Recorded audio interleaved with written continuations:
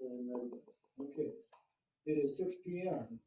I'm going to open the study session for the board of directors of the College City Metropolitan District for Tuesday, December 13th. Go ahead, Jim. Okay, study session, under number one, you have resolution 14-2022, rate increases. This is after our meeting last week and our last meeting on the 22nd, and we went up 20% on our water rates on usage. It also includes the increase in tap fees in it too, so that way it's all within our bylaws when we put it in. It also has the rate increases for the golf course, which it, on your copy, it does have the old rates, and it shows the new rates, where on the resolution it's at with that. Any discussion, questions? We've already had a public hearing on that, and this is pretty much paperwork. Yes. Okay, go ahead. Okay, go to the next one, which is budget resolution for 15-2022, adopting budget for 2023. We've had this budget since October 15th. There was a couple of changes when we went back from the mill levy. We got last week or a week ago to certify it. If there was a slight difference in what we had and what we were projecting, so we changed that. Everything has matched to a zero balance for all departments. All right, questions? If I may. You may. So, is Yvonne here tonight? No, she isn't. She had a doctor's appointment last night. So I guess you're gonna have to answer these questions. Okay. Okay, well, let me start with.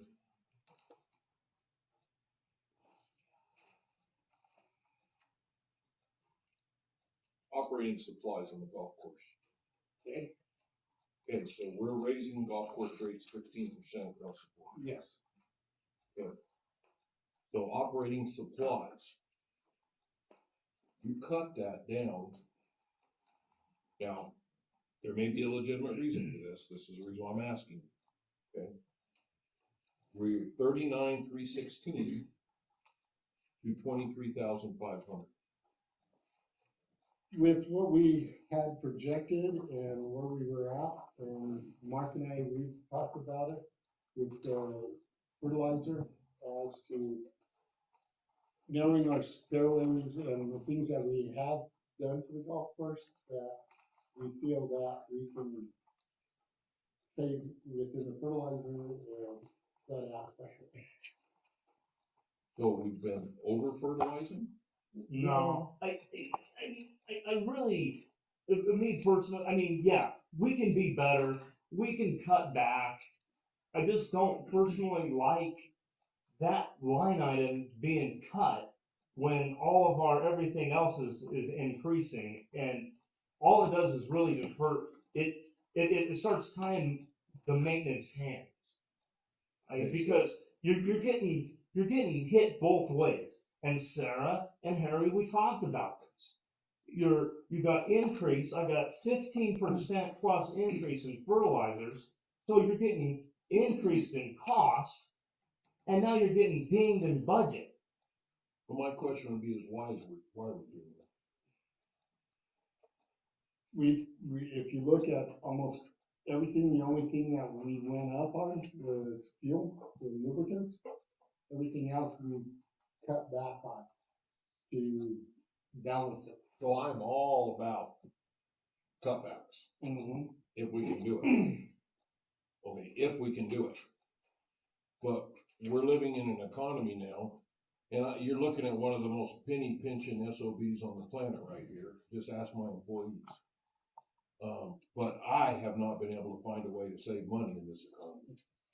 Okay, and I penny pinch like there's no tomorrow. And if I don't catch it, my wife usually does. So, once again, is this a realistic budget? Or are we gonna end up revisiting this later on, to fix this? No, the thing is okay, it depends. If you have gas and stuff drops like it has been, and stays at this level, that's just a line item. We can use that money like we've done in the past, which we order our fertilizer and stuff usually in the fall to make it through our spring and July, at which time in July, we can look at it, and that's when we will come back with a budget amendment at the end and say, hey, we do have money. The reason we overspend is we only put the 22,000 in, we have money to buy the extra fertilizer or whatever we need down the road. Okay, I mean, we can make it work. You know, I just don't like what that's portraying. You know, when I'm saying we're getting The, increase in the other, prices, so okay, you have this increase, and then you get this line item decrease, well, you're getting dinged both ways. And I'm just like, dude, that ain't right. the other aspect of all of this too, is with an economy the way it is going, your luxury items as golf and stuff, people will cut back on that compared to other things that are well, I more, agree with you there, but it was So- a cut back. you know, we're trying to be on the conservative side of it to go through. Like I said, this is something we can revisit in August, and if we do have the funds there, because that's what we normally do is, I'll tell Mark the last 2 years, hey, order your spring and early summer fertilizer in August, September, October, we have an extra 20,000. So that way we go through the beginning of the year when funds are tight. And that's what I'm saying. So you have about $15,000 there of fertilizer that you should have on the shelf ready for next year. So it's just at that point that, okay, where are we gonna be next year at this point? Yeah, we have the funds to buy the extra $15,000 for fertilizer. Let's do it. Okay, next question is minimum wage, thanks to our lovely governor, is going up once again. Mm-hmm. Okay, and I am looking through the departments here, Mm-hmm. and our seasonal wages in one department has went up, sewer. Everybody else has stayed the same or went down. Now, how do we pay the same amount of employees, guys, when minimum wages went up by keeping that the same or decreasing it? Because water was the only one I seen that went up, No, sewer was. or sewer was, sorry. Water went down, so did, Water states. or stayed the same. Yeah. Seasonal wages for Metro stayed the same.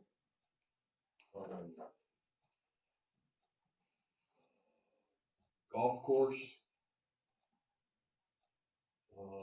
seasonal wages stayed the same. Mhm.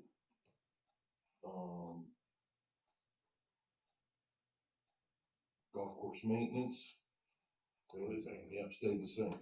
So how do we, it's almost $1, $1.09. thank you. It's $1.09 an hour that they're making us increase those wages. So how are we gonna do that with the same budget? I thought we had a raise in that. That I'm not sure about.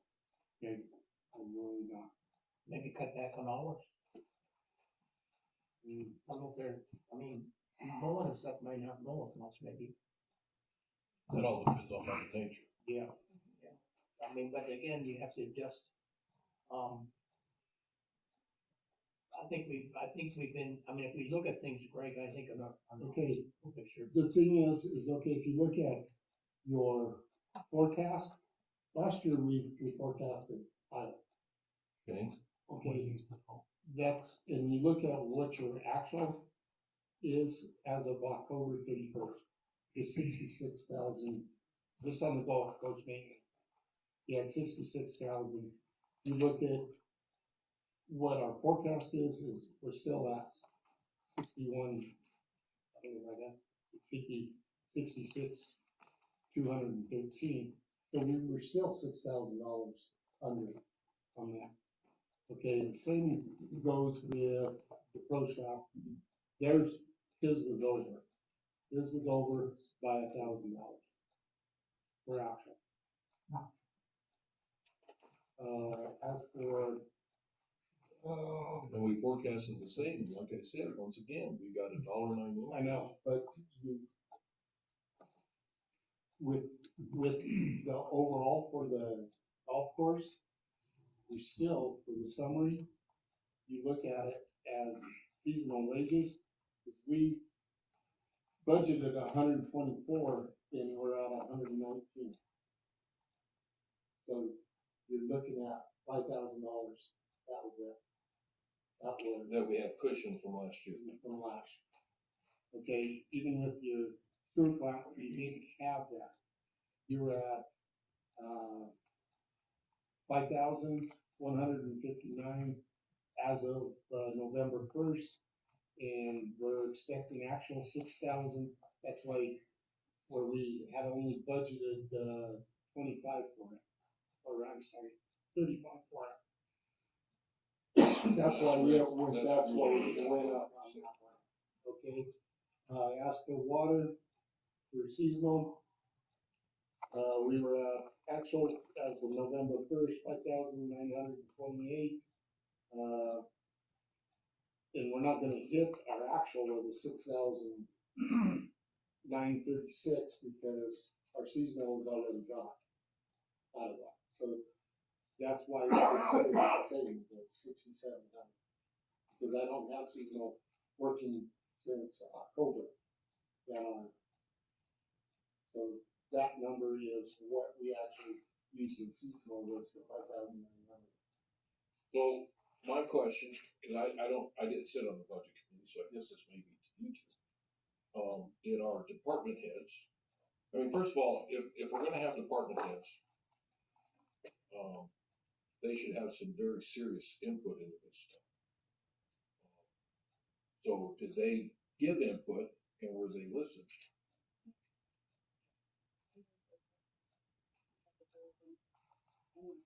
And I have something to say also about the golf course. We have to think about that.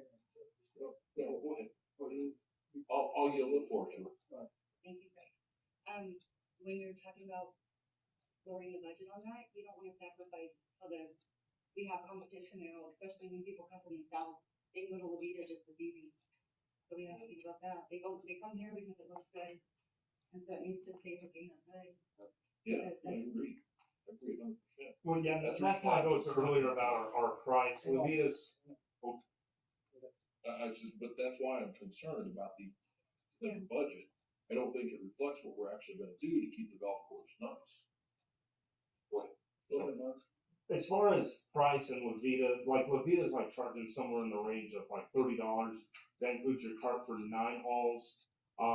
We're not even close to that. We should be looking somewhere close to like $45 as our most expensive rate for 18 holes with a cart. And so, but yeah, we do have some competition, but you know, like I'm saying, just a drop in materials, yeah, we can make it work.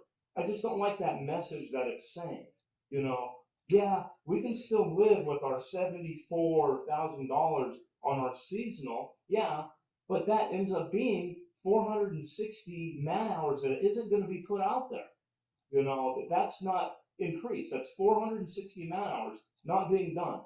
Now, I'm sure that affects these other guys, but whether they speak up and say something, that's their good.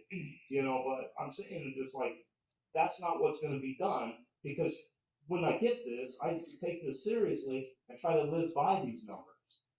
You know, because that's what a budget is. It's a plan, and we try to stick by it, you know, keep you guys happy, keep the boss and your bond happy, so that for the next year, you can, you know, move on whether you did good or bad. Thanks, man. Anything else for you? That's all I got on this. Anybody else? Jim, I have a question, kind of just a housekeeping question. On the sewer budget page. Is this the budget you turn into the state? Yes. Those reference numbers?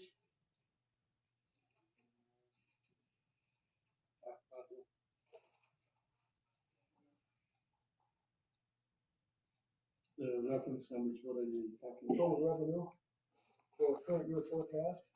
Yes. That's not going to state, I hope.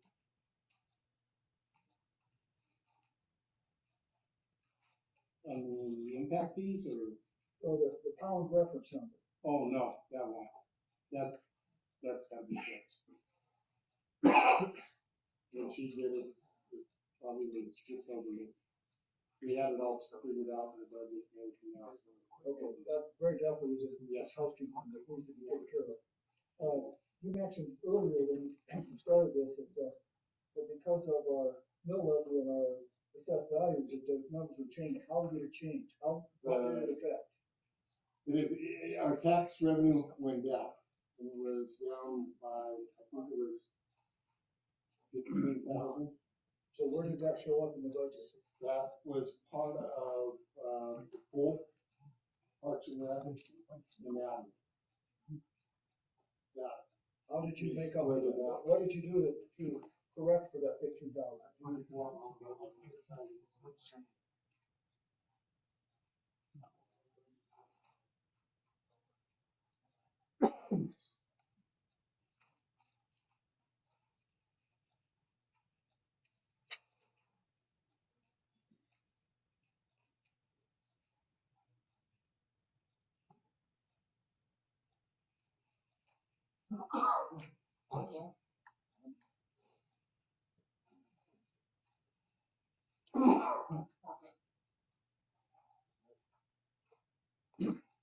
If we look at our chemicals on the water plant,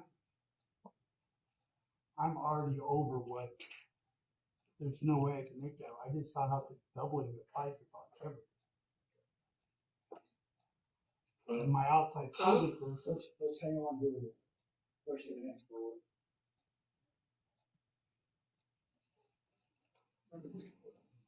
That's okay. But there was some minor change. There was, within admin, we were at $3,000. At the pool, we were at 6, which we ended up being over this year in the pool, which was an easy find because we had that within. Okay, so where did you take it? Did you take it out of depreciation or? Some of it was out of depreciation, some of it was out of costs. Like with the pool chemicals, the chemicals were way down. Which we are putting in the new boiler, which our gas is gonna go down, those kind of things that would affect within the pool. Okay, so I think in the future, we need to see that before we approve the budget. So I'm concerned maybe that, how that happened, where we didn't know that we were going to have a lower income than what we expected. But we did put in 10%, we were 10% on our budget wise. So we played with our revenue by the numbers, but we were still under what the actual amount was. Is there any reason that we couldn't have known what that actual amount was earlier? We got the mill levy stuff right at the first week of December. It was like about that they want us to certify, which they give us one in October, but it was less than the one in October of December. So we normally wouldn't get a good number necessarily until that time? Yeah. It's not because we're just being late. No, Okay. no. Okay. let's do that. Because what they do with that, they turn around and if they forgive taxes, property taxes, or age, or they forgive because somebody appealed it, that's how they figure out Okay. the amounts. Bill, did you have something? Yes, I wanna talk a little bit on the golf course race, if you don't mind. Me and Mark were talking earlier, maybe he could help me out a little bit on this 18-hole walk week. What was it, Mark? What did you say? I think, Phil, I think we're actually doing the budget right now, which I don't think that's not gonna change the budget issue for us right now. We Okay, have to- well, if we're going over the budget, he's losing his operational, some of his money. Here's what I would say. I'm willing to give up my raise to put that back in. Because to me, I'm still proving myself. I don't think I've earned it yet. If you would take that into consideration. Okay, that's part of, I think, operations, Okay. that we move forward with. All right, let's move on, Jim. I get, hold on a second, do you have any more, Greg? Did you have more? Anybody else? So I just got one comment real quick from me. I guess my biggest thing is that I wasn't part of the budget committee, and I am sorry that I wasn't. I think we should come out with a budget that has a little bit more thought in it, in my opinion. Because I think we're gonna have to fix this come June. So, and that's it. But we fixed them all the time, Let's, every year. we're gonna have to. We fixed them all the time, we made adjustments. We're gonna have to file. Okay, next you have resolution 16/2022. It's your levy resolution. The amount of money needed to balance the budget for general operating purposes for property tax revenue is $525,558. The total assessed value for 2021 was $29,251,304.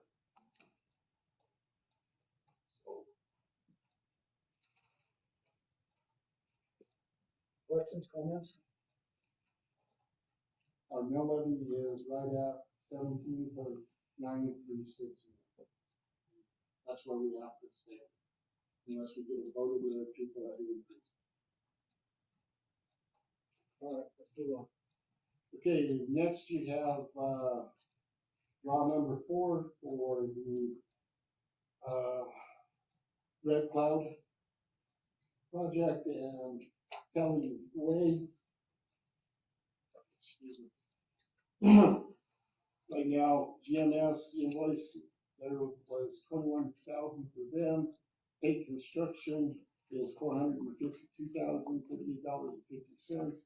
Yoakum construction, put in for $190,225.15 for a total of $582,280.61.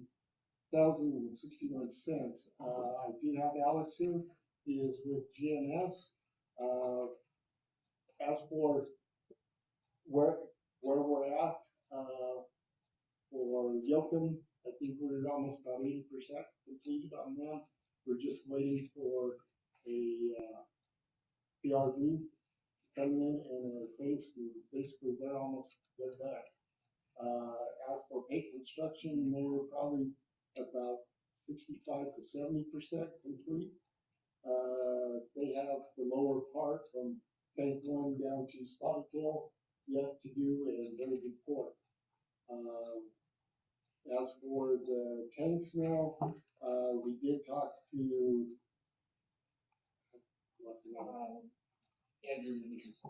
Andrew Rich, yeah, we're Swedish, who is supposed to be doing our tanks. We did get the road in a great condition to get up to tank 3. Alex said he went up with a two-wheel drive to get up there.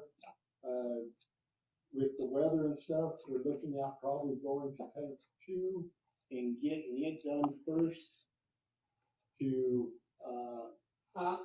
and then come back to 3 because we can't do tank 1 at this time without having Cali and Red Cloud complete. Tank 3 will be the one that will need the most work and it needs to be evaluated to make sure that we're going to be within the price point that we need to be to get it completed. As for that, right now, for a total draw, I don't have that number. I just received this today, but I did. What was here it is right here. Previous amount paid was $788,516.97. Total invoice amount was $582,280.61, which the total county grant balance is at $2,269,202.42, which we were given 3.71. So we'll be really tight. And I'm running it back, it depends how tank 3 comes out, we might have to end up asking for money for that.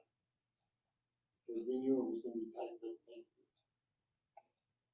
Just because of costs of everything going up from the time we got the bids and everything in to now.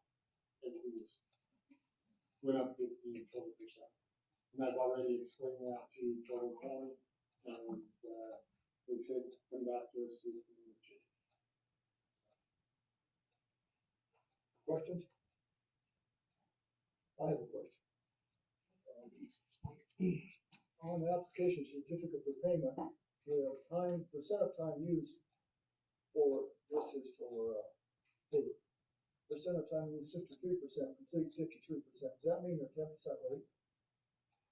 What was the number that you quoted? The percent of time used. What is the percent of time used? The way that they calculate that number is it's, usually just based on how much is paid and the total cost of the project. So that's the complete 53%. That's part of the budget piece, and then the other piece is the percent complete is just calendar days. Does that make sense? You want me to try it again? What is percent of time used? It's just calendar days. So they were given, Pate was given 90 days for their contract, and so we just calculated where we're at. And the complete, is that the amount of time is complete, the amount of the project is complete? The amount complete is just the money figure. It's just the final number, how much you paid to date compared to what the overall budget is. That doesn't mean that they're 10% late. Not yet. However, if you look at Yocum, they are over their schedule. They were supposed to complete by December 1st. And they're gonna probably need to request an extension for material, for precast, PRD vault, generation. Is that gonna create a problem? We don't know yet how long it's gonna take to get that. We talked to Rodney Bowden as the supplier of that precast. We've done our submittals. We just don't have a date and time when it's gonna show up on site. When we went into this, when we signed for this and agreed to this contract, with overall contract, I think there was a fair amount of discussion about the fact that we don't want to go over, that we were expected to be within the dollars that we're talking about, that we were given. So I'm kind of dismayed now to hear that you actually expected to go over it. That's kind of Well, like I it's not said, acceptable. like I said, we did put in contingency, everything within it, when we put in for the money from Pueblo County. That was a year and a half ago. From that year and a half to getting it shovel ready and everything that here, the cost of fuel went from $2.20 a gallon to now, which is $5 a gallon for diesel. Okay, Jay, but we can come up with all kinds of. I ain't giving you an excuse, Neil, I'm just telling you the realities of what has happened over the last year and a half. I think that we as a board, to do our duty, need to beat this up pretty hard, to not go over. We should expect to be able to come in within the funds that were applied for. I just want to mention that the time that it requires doesn't necessarily cost more money. It costs more money for the contractor to be here, for them to be here longer. but it doesn't necessarily cost you better than more. Okay, that's all I have. Anybody else? All right. Let's go on, then. Okay, I have the Penfield Engineering, they would like to propose to the board.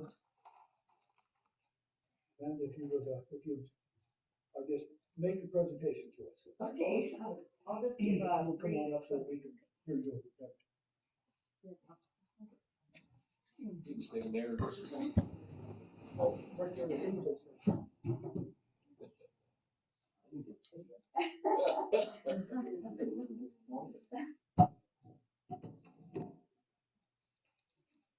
Hello, my name is Amanda Atencio. I'm the principal engineer for Atencio Engineering. Atencio Engineering was established in December of 2006. Clay Burleson is a civil tech engineer, and he's worked with Atencio Engineering for almost 10 years now. I've lived in Colorado City for 20 years, so I share a vested interest in the community. As a civil engineering firm, we have worked with many small rural communities throughout southern Colorado and northern New Mexico. We've worked with many communities over the years in obtaining grant and loan packages for water and wastewater infrastructure needs. We're currently completing a project in the town of Anshanico, where we are converting their lagoon wastewater system to a mechanical plant. And we started with helping them obtain grant loan combination. That particular project is 62% grant and 38% loan money. And that was a combination of USDA grant loan and FOLA grant money. We should complete the project, all final documents by December 20th, so we're almost complete. It's been a very good project. No overruns. Just kidding. But I just wanted to mention that to you. The reason that they did have to go to a mechanical plant was to meet their preliminary effluent limits for the San Antonio River, right? I feel confident that we can help the Metro District in putting a comprehensive package together to apply for the Colorado Water Conservation Board for the Water Supply Reserve Fund. It's our understanding that the Metro District, the priority right now is to find funding for the design engineering fee. And it appears, in talking to some of the representatives at the Water Conservation Board as well as the Arkansas Roundtable, that there is funding available. It's just a matter of really putting a good comprehensive package together. The next application date or realistic date would be April 1st for an award in July of next year. But we do a lot of different types of engineering, but all of our small municipal clients, we've had to help them or assist them in obtaining the funding for the projects in order to meet all the CDPHE requirements for their water or wastewater systems. But that's just a high level overview of what we do as a civil engineering firm. And I'm happy to answer any questions today. Mr. Chairman, question? At this time, we we've applied for the WSFR funding. We have a presentation we'll be doing at the end of December to take it to the board January, which the next meeting will be in April, where we should get it at that point. So it won't be until June. So we're on that process now with base. So you just need to go to the board meeting and do your presentation. We've got that all set up. We were going to use what is it, the CFS funds, but and that was at the end of October, and that way we would have got it before. But after talking to CWCB and also the roundtable, they said, no, it'd be better for you to go with the WSIF funds instead of that fund, because we can give you more, and we can actually double that. We can go with the WSIF funds and the CFS funds. So we can get 120 instead of just whatever the 50 for the CFW funds. So we are in that process now, and we're into that stage. I have set up applications with USDA. There's some of the things we just got done with the feasibility study. Got it at the end of November, because we've done that, which we got the $50,000 grant from them to help with the feasibility study. So we're online with the livestock. It would be nice to have some assistance with USDA and also the CWCD. It would be good for the board to have somebody that I can work with. Questions? Input? Questions? I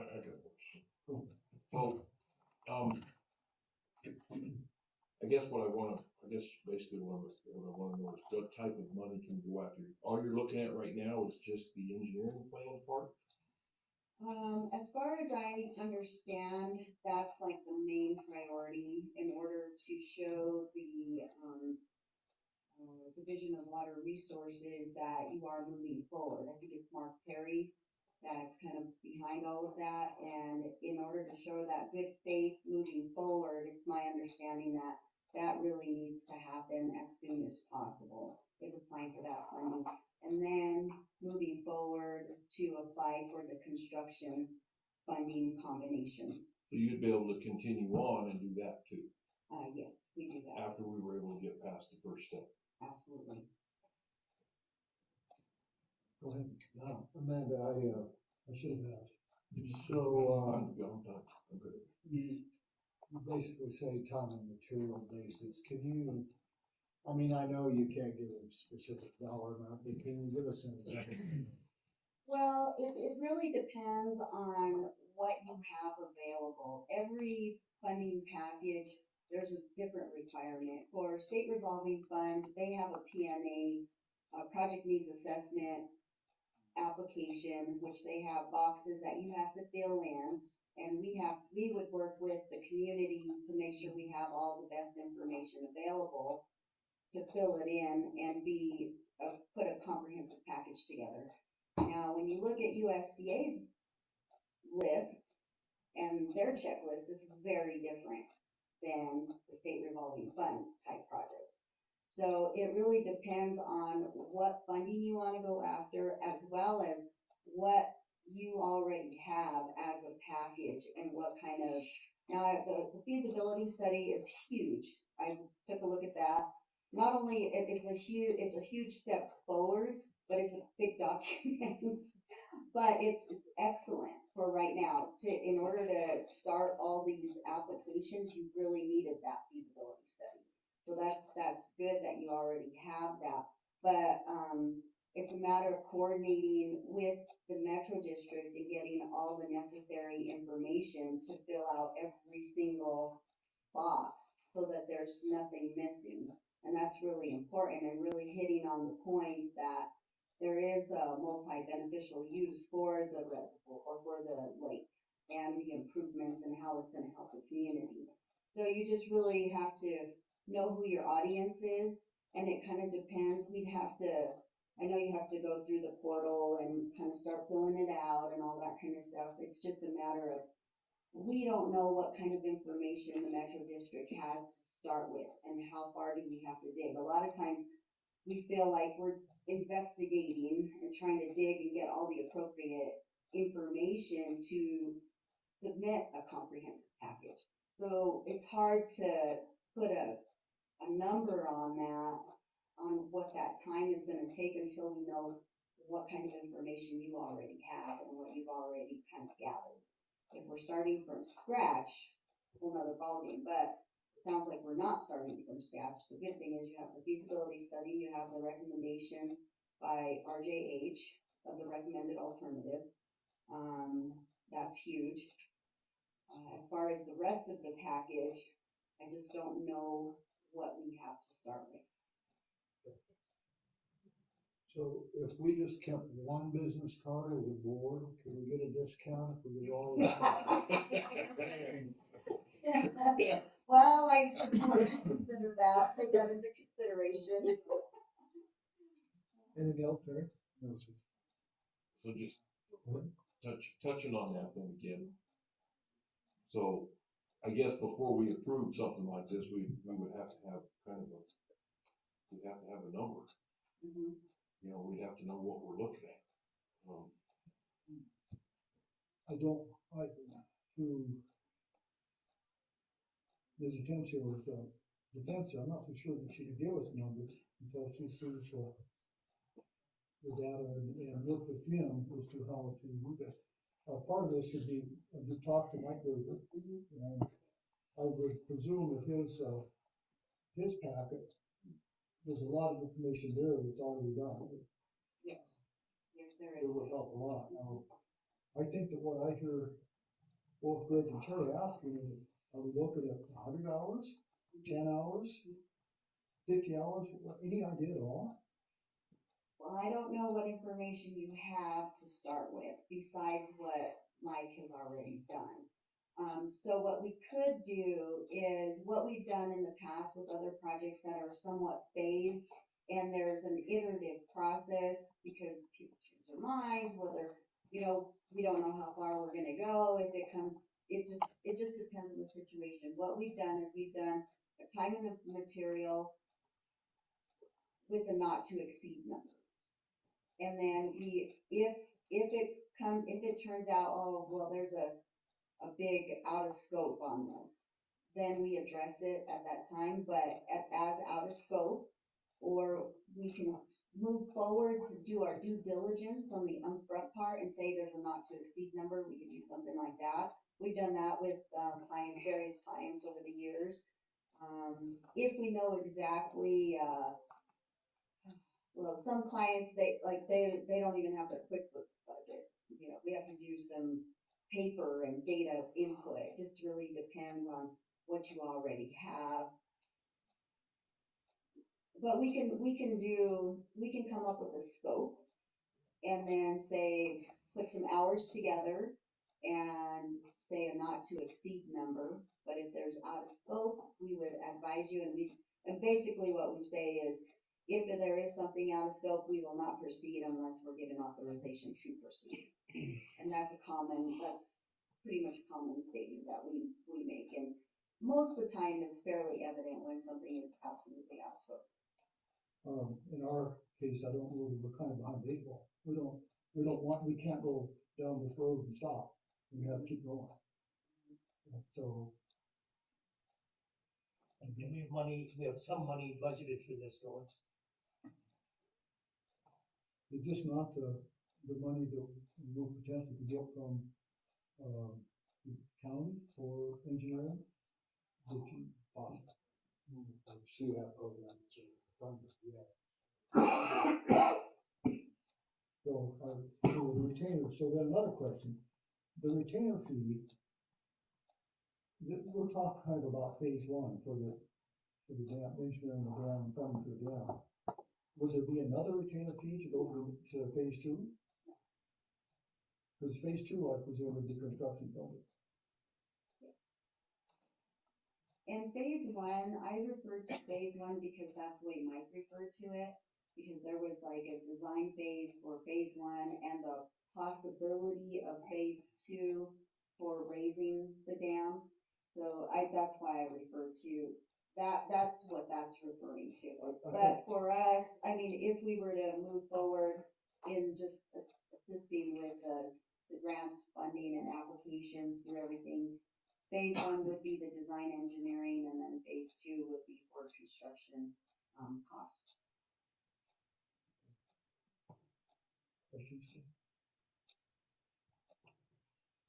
Questions, Jim? Like you said, we're on the stock for a lot of it. And then there will be assistance element after getting the funding for the engineering part.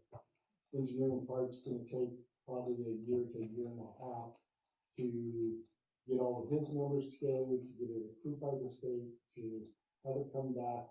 It's gonna go back and forth. It's gonna be about a year and a half.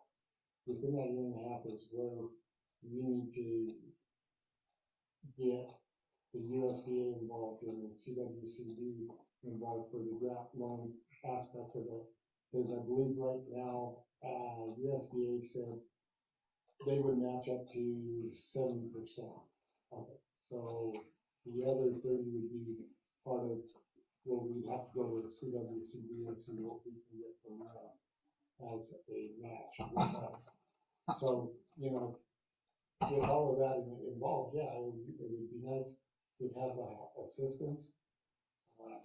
So the maybe paperwork is there. that's kind of a question I think that we should have for you, is that, wouldn't it help you to be able to have, potential engineering handle this whole project? It would maybe sitting down and getting with her. That's why I was wondering, and I asked, do you want me to film this to see, that way I could have given her some information as to, okay, these are our financials, this is where we're at, this is, because that's a lot of where this comes in, is our data for financials for the last 2 or 3 years and stuff that she would need to know to go forward. Okay.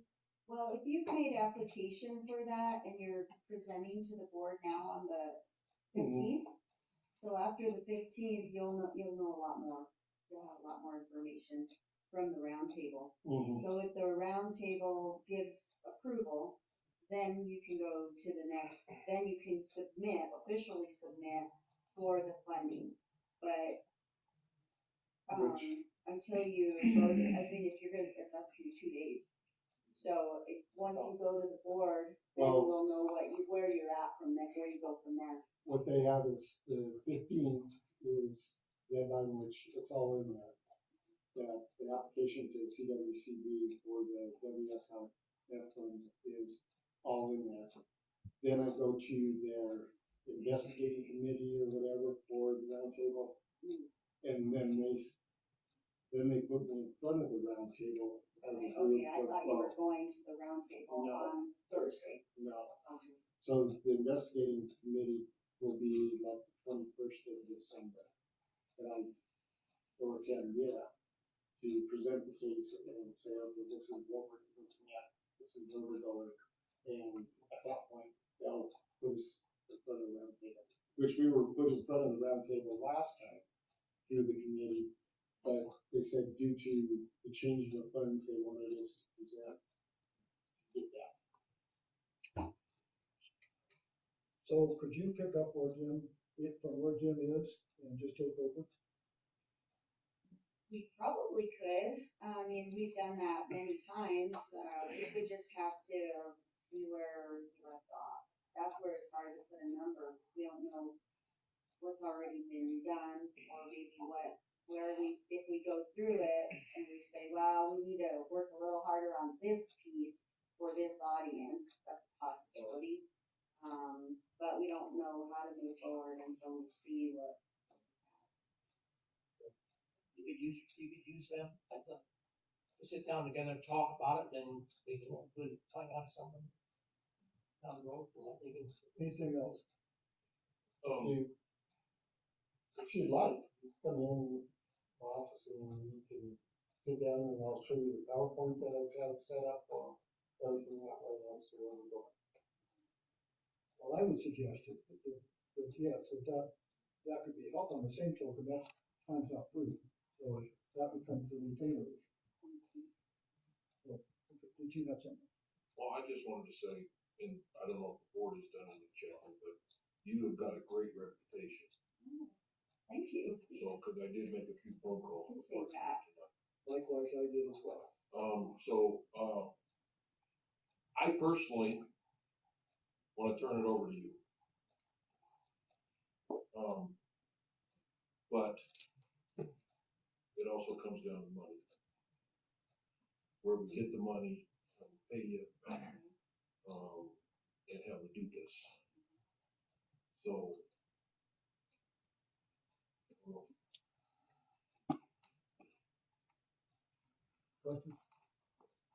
There are other grant funding that you can apply for to help with the engineering side of it, and that's these type of applications, we've done that with communities as well.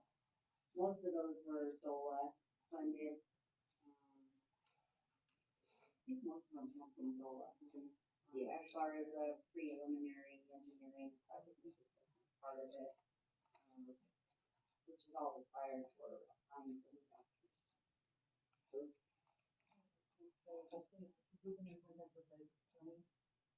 Have they given you any idea when they are gonna come? They keep saying early next year. It's now, we don't.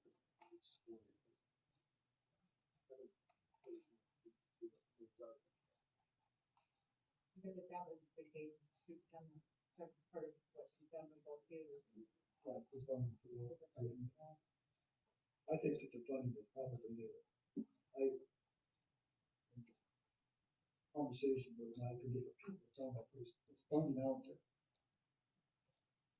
So the retainer fee would be feasible, would be, Well, there, you could. yeah, it's pocket change. Say, just write a check, Harry, we're going.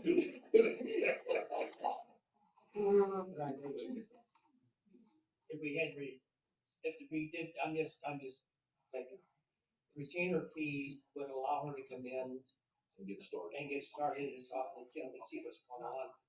And we could eat that up somewhere, maybe, out of some fund. I mean, yeah, and I was gonna say, with the recommendations that I've gotten, I would be willing to vote to put the retainer fees there.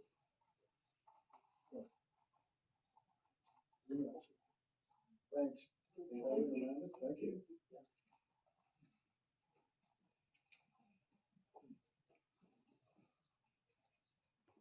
Okay, next you have, we will have elections next year again. Terry and Neil will be up for elections since they moved it to odd years now.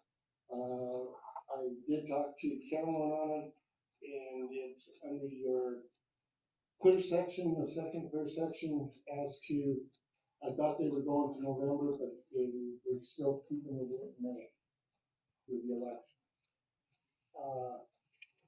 I've talked to the county clerk and recorder as for whether they'll handle ours. There is a new county clerk and recorder. He couldn't give me an answer. He says it depends upon when she gets in office, whether they will hold the election for us. Like we've done in the past. So I have to wait until after the first meeting here to find out whether we can do this or whether we have to hire out. I know, Portal West is in the same boat we are. Rod Fire's in the same boat we are. So we're kind of on a hold on it. But we will be taking applications, and you guys will have to set up a PEO as to who you want to handle it until, say, like if the public decides that they will do it for us, then the PEO will transfer over to them, like we've done in the past. We will have to send out letters. I just got the list, last night of property owners that we will have to send out letters to like we did last election. Neil, if you don't mind helping me with that, to go through and pull out the multiples and ones that are owners, like myself, I have 3 lots in Colorado City, they only get one that ballot, so, and I already get that ballot, so I can take those 2 off the list and go back. So we need to readdress this in January. Yes, we will have to readdress it after I get an answer from Provo County. Yeah, just real quick. I thought the whole purpose of us changing, moving the elections up was so that it was gonna be regular. I thought it was too, that's what was told to Why me. did we do all that? They wanted to go to odd years because there isn't any other heavy duty elections, like we don't have a presidential whereas they were holding primaries, districts, and everything. Back to back. Yeah. So it is what it is. And the main reason, if you look in there, is the main people for some special districts, they still want to have that opportunity. If they want to be Tabor or sales tax or something, they still have two different elections to put that in there. So How do they deal with terms? the terms, you'll be better. No, Kerry like told me that, I'm not. Because you've served 2 terms, even though they aren't 4-year terms. The only reason Neil can run again is He was because appointed. appointed for that 1 term, and Harry's been on for 2 terms. So he'd be term limit. Okay, we need to readdress it in January. Keep that on foot. Go ahead, Jim. Okay, CCAAC defining commercial use. You want to talk about that now? Yeah, so Harry and I discussed that a little bit, as far as the CCAAC, we would recommend that the CCACC, define commercial use as, B1, B4, R1, or O1, to coincide with Pueblo County's zoning. If we do that, that would be up to property owners to apply for special use permits. What has brought this up is a covenant that states that a particular lot is kept to be used for commercial use. And there is no definition of commercial use in zoning or in the covenant. In zoning of all 3 of those, B1, B4, and O1, there is use by right of commercial, obviously commercial enterprise. The use by review is somebody could put a house on it, a residence, or different things. And we have that request being made by a landowner. Simply because we don't have a definition of commercial use, it's real nebulous as to what can happen there. So as a committee, as an advisory committee, we're recommending we define that. And B1, B4, O1 would be an appropriate definition. And just defer it to county reference? Well, at that point, then whoever was to want to build on it would have to apply for, especially if it was not a use by right, they'd have to apply for a special use permit. And if they got one, then they could build a house. To the county. And to us, and to covenants. Then the covenant would allow it. Right now, the covenant would not allow it. Even if they got it rezoned with the county, the covenant would not allow somebody to build something that was not commercial. The problem we have, of course, is what is defined as commercial. Can you have a salon with a home attached? Can you have an auto park? What is commercial? This is not defined. You're gonna have a residence with a business. You can, under special use, you can, under, use by review. Use by review. Yeah, but use by, and whether you get that or not, that's not our problem. That kind of takes it off the shoulders of the architectural committee as to whether that would be approved. So you're recommending that we define commercial property as, Commercial use. or commercial use? Yes. We define it as, or we defer it to the county? No, we have to define it. We have to make a definition of that. Or just copy the county definition? Is that what you're saying? We could just, I think we would make a resolution to define commercial use as being a B1, B4, or O1 per Pueblo County zoning regulation. So basically, if it's in Pueblo County zoning, then it will be, then So, in the same aspect of all of it, it's okay, I have a house and I wanna open up a hair salon in my house. I have to be in commercial use under C1 so that it shows that foot traffic and all of that is acceptable within that.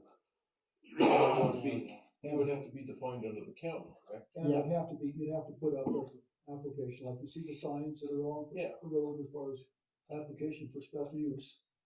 That kind of thing. Cause I actually went through that with my FFL when I got it out of my house originally. Yeah. So, yeah, I get it. Okay. Questions? Okay.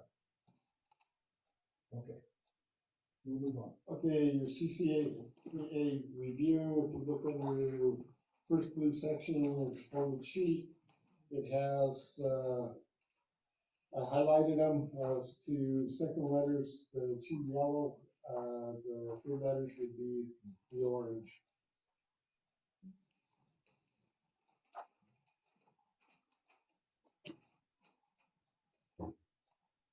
What colors you put it in? Nice. I figured instead of those color copies, I just highlight them for you. Good. Would stand out a lot better.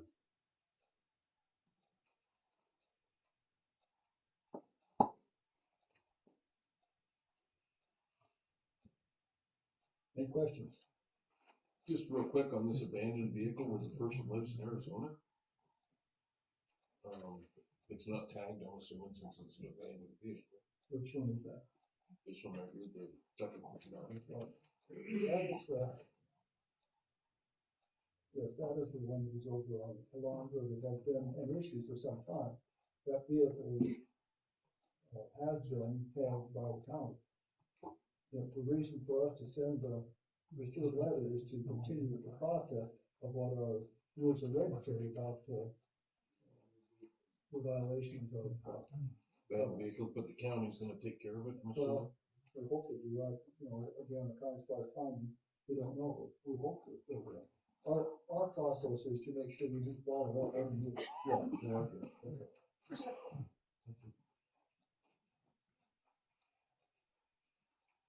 Other questions? Okay. We have an approval of, Actually, you have two of them. One wasn't put on there. When you do your, cause Harry just got it to me today. I've been working on it for about 4 days with this couple. There's something on Corderas right across from you there, that voter on that, Clayton home. Okay, and they had an application for a garage, and then they have an application for a shed. They paid both fees now, they hadn't paid the fees. And I've already went up and they're already staked out. And, I went up there Saturday and I talked to him Monday and today, I probably call him again today. he has not paid the fees. No, he paid the fees today. So everything's ready to go and I told him I'd present it to the board tonight on the shed and the garage. That's 5293 for now. I'll have to add it to our, agenda.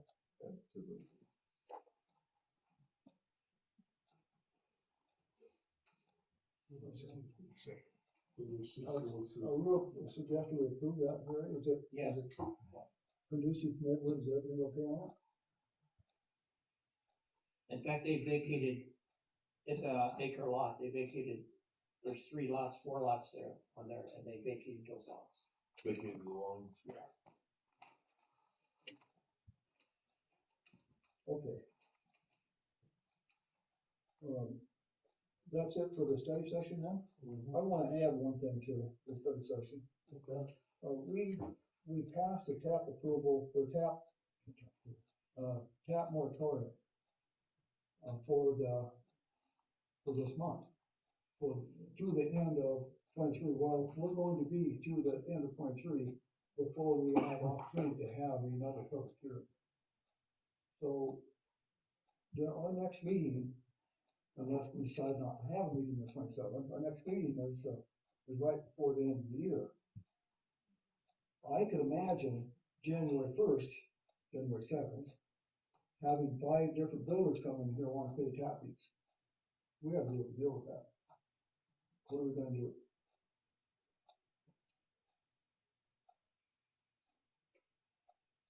Our moratorium for tap fees expires January 1st. Right. You may.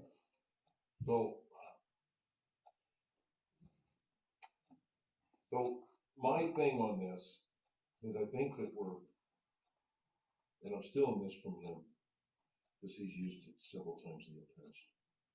I think we're causing a problem where no problem exists. And I'll tell you why. Interest rates are continuing to go up.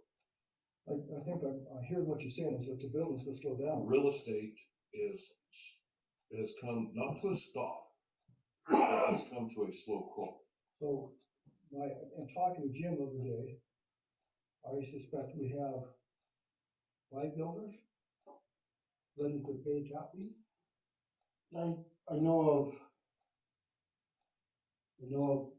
9 right off the top of my head that they're looking to buy gas. 9 tap fees? Okay, so how many, and to be quite honest with you, if they come in January 2nd and buy 9 tap fees, I doubt we'll get another tap the rest of the year. What if we do? Well, What if we get 20 more? If we get 20 more, then we need to address it. But I don't see how that's gonna happen, guys. I really don't. I defer to Sarah here. The reason 9 people might be coming in is because it's a panic, because of the moratorium now. Yeah, we caused the panic. Because they wanna be one of the 2, they're thinking it's gonna be 2, so they're gonna be in here first, because they're thinking down the road, they wanna build, so they wanna get their tap paid for, just so they're in there. I've talked to probably half a dozen people that would not have, that are not the builders. That have asked about the moratorium and are interested in building a house in Colorado City, individuals.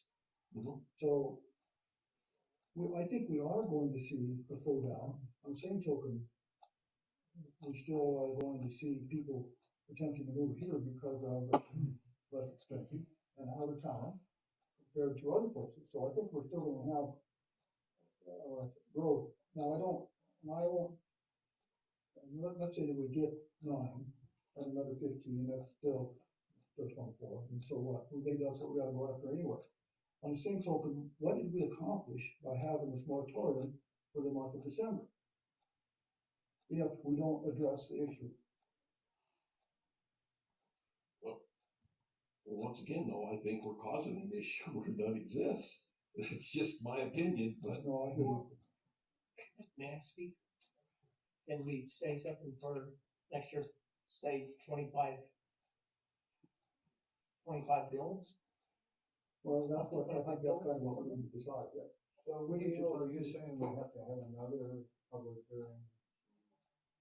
Extend or move, change? Yes. That would be a regulation. So we can have the public hearing and. Yeah. Motion to set it. Yes. My viewpoint on it, and I'll tell you what, you guys did a good job of putting in the moratorium, because we would have probably had 20 people coming in by taps in this month, like we did the last time, which we ended up losing $6,000 for those 15 to 20 taps per tap, which should have been part of our capital in our budget. Whereas now they had to come in, and they're coming in at the new rate, which is one good part of it. I feel that over the last 3 years that we've been here, I've been here 4 years, we've averaged probably anywhere from 25 to 30 houses a year as our growth rate. I feel that anywhere from 25 to 30 would, for a year of taps as a moratorium, would be fantastic. So you don't have that big growing spurt that will put on the pressure. You can take that pressure of, 2 or 3 houses a month, but it's spread out through the year. It doesn't mean that we have to really set it down. you know, if you had a developer in here that wanted to develop a whole street and put in water lines and everything else, you can't do that, because we have too many lots that are individually owned by different people that are all over the world, that a developer isn't gonna do that. They're not gonna meet the development regulations as they are now, where you have to have street and gutter and all of that infrastructure in before he can even start building. So what does our regulation say about how soon you have to build after you buy a tap? It's 1 year. You have to have a building permit. Okay, so that, if the panic buying that Sarah was talking about could be that people wanna buy a tap and build anytime next year. And that could be. Better build within a year than lose your money. As long as they have a building permit. Within that first Yeah. year. They gotta have a building permit started, and then the building permit's only good for a year. But they can get an extension and stuff to go forward. Also, a lot of times they don't start building. It's easier to build. Okay, I think it's something that we need to consider. Now, whether, part of it is, we need to consider as to whether we are going to have a lottery system and a moratorium for the number of taps per year, and we'll just allow this to expire.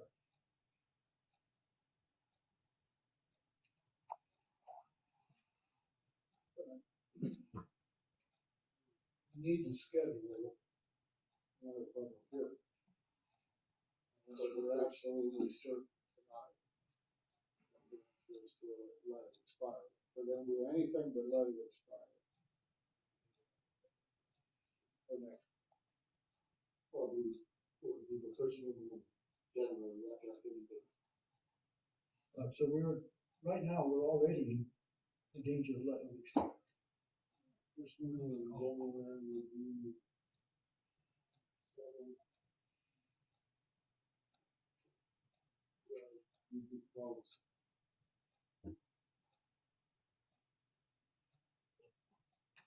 You want her to let it expire. It'd be the 10th. Yeah, so we're around the 13th. Yeah, if we schedule another public hearing from the 2nd to the 9th, you're gonna have a gazillion freaking tap spots. Well, just saying. But we don't put it expires at the end of the year, the moratorium, so first of the year, I mean, people can just buy a tap if they want to. And see where it comes out. Let's see where it comes out.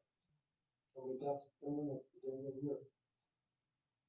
They're gonna give us a true estimate of how many taps are gonna be bought per year? Probably not, because everything's by hand. Yeah.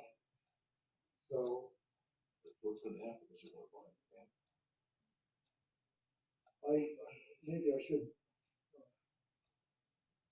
Question, we do need to put, eventually have a public hearing, does it not? there will be the second week, or the second meeting of January. Now, it needs to be a public hearing because it is, It's a rule change. I presume it's a rule change, yeah. I don't know, that's almost like a death. With the moratorium that you guys wanted to be added to, it was brought to the lawyer turned around and said that it would not affect any of the LS because you are still offering taps. You are not telling that nobody can buy it. So a complete moratorium would affect it. Yeah, But you said no more building. But if you are offering taps, LSD, saline, or whatever, they still have that right. They still have a right to buy it. Okay, that's something that we need to work. So you want a public notice for the second meeting in January to review this? I think we Is need a to. public hearing?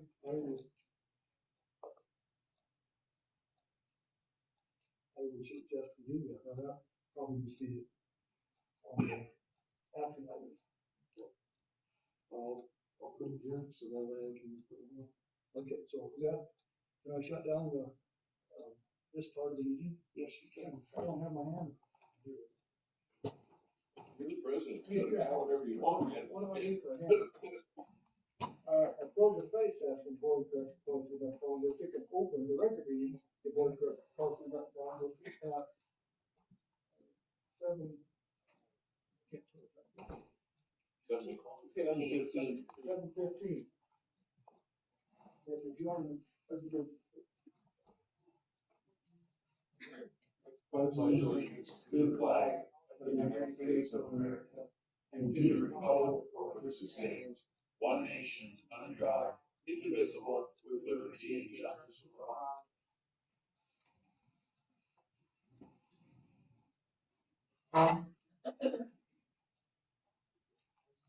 and if you join a moment of silence, reflection, if you so choose.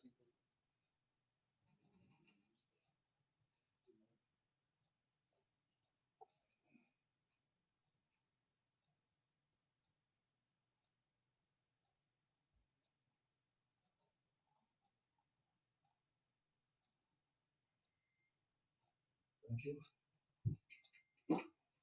Let the minutes show that, we have a full quorum, all board members present. We get a agenda issue. I think we've got to have a couple things here. Make a motion that we approve the agenda with the addition of adding the, 5293 Daenerys in the, construction part. And I don't know if there's another change, I know. You're going to do anything with the fence or? So, yeah, Gary, could you consider in your amendment including,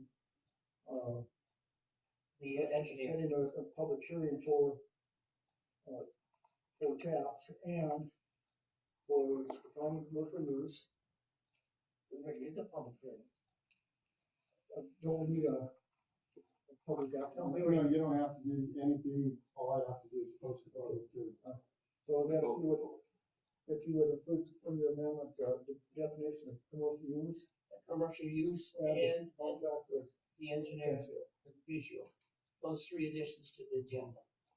We have essential under agenda items. You'll have new construction under new construction. And then, Commercial use resolution. And the other one is to define commercial use. defining commercial use and then put that under, actions.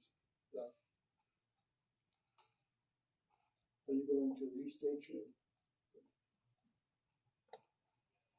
I make a motion that we adjust the agenda to add the three items that we just reported.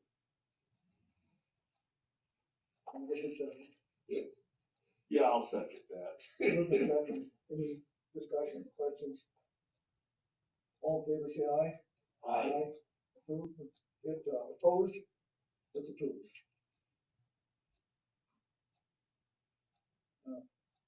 Approval of the minutes? I make a motion at this time that we approve the minutes for the public hearing, or what the hell, sorry. Approve the minutes of the regular meeting November 22nd, to the CCA minutes December 1st and 8th. And what is this public hearing? And the public hearing for the. The minutes for that, for November 22nd. Any day second? Moved and seconded. All in favor, say aye. Aye. Opposed? It's approved. Bills payable?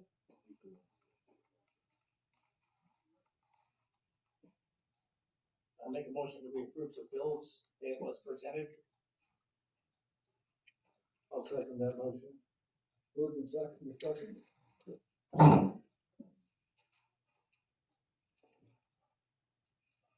There was a question I had, and then now I don't know what it was.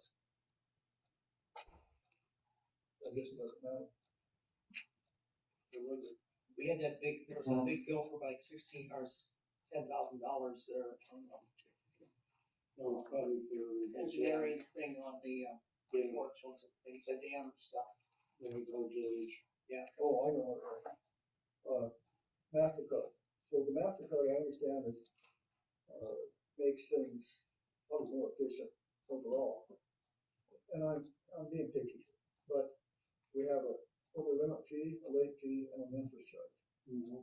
Why? You don't call them today. The check was sent out last month, they have not posted it yet. It's on them, not us. So that's why we've had some issues with them on that aspect, because we looked at it, the board has wanted us to shop around and, get the best price we can. So a lot of times, instead of setting up an account as CCMB, you know, we use Amazon a lot, we use eBay, we use, Oh, I think that's wise, Paul. My concern is that, there's three fees. You're saying that they've been waived. they've been ways because we are not, Okay, like, they are in posted. okay, that's all I have. Anybody else? Okay. Let's take a vote on paying the bills. All in favor, say aye. Aye. Opposed? Very good.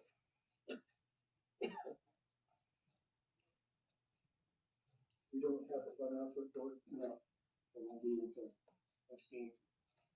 Okay, Operational reports, Beckwith Dam report. Sent you pictures of the dam every Monday, goes and breaks out. Goes out, and then on, usually Thursday, they'll go out and get our readings, look for 12/1, lake was, 13.4 feet, the 4 inch was dry, 6 inch was at, in 1 minute, 1 milliliter. The seat was dry, the rear was at 0.13, and the pit was dry. On, the pit, he sent us pictures. He had, Derek assist him in doing the thermometer, is that right, Neil? Thermometer, okay. Readings on it for P1 and 2 was at 17.8, which is dry. P3 is a void, it's flood. P4 is 21.3. P11 is at 16. P5 is at 23.1. P6 is at 25.9 and dry. P12 is at 23.3. The 4 inch was dry. The 6 inch, 1 minute you got 1,000 milliliters. And the pit was dry and the rear was at 0.14. again, I guess, just wanted to Greg, any change? Okay. Thank you. Okay, Holly got, maintenance, golf course maintenance, snow mold applied to greens, 12/5. Application will last until next year. Continuous goose and elk food cleanup on greens, tees, fairways. This fall has been an increase in elk and geese activity from past years, sloping off greens 10, 4, constant blowing off and driving will has helped reduce the unsightly mess. Extremely high winds of December 2nd has taken a toll on a few of our newly remodeled bunkers. Some suffered small amounts of sand loss, while others suffered tremendous sand loss and will need to be repaired and replaced in spring. The shop preventative maintenance on course equipment continues. 2023 planning and ordering of materials. We get early order pricing if products are ordered this time of year for upcoming season. For the Pro Shop 2022 month of November membership, we had nothing. Last year revenue was for the month of November was $21,439, where this year is only $9,714. We had an average November last year was outstanding due to still COVID year. Weather hurt us a lot this month with cold temperatures and wind. Part repair is almost done, only have a few left. Parks and Rec report, campground, revenue for November of 2022 was $4,543.12. The end of November, we've taken in $88,251.70 compared to last year, which was $93,885.90. The rec center game night has been successful so far. We're still testing the waters to figure out what days and times work best. Our lowest attendance was 12, and our highest has been 59.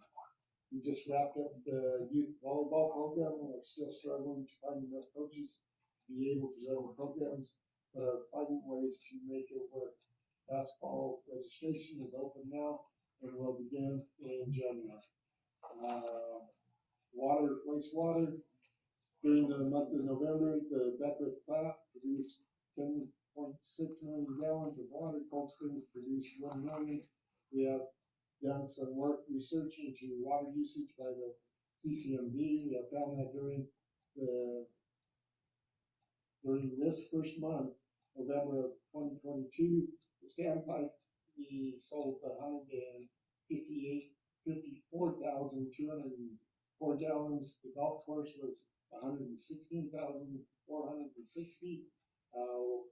The water treatment plant was 360,000 gallons, and wastewater treatment plant, we used 390,000 gallons, totaling of up to 720,664.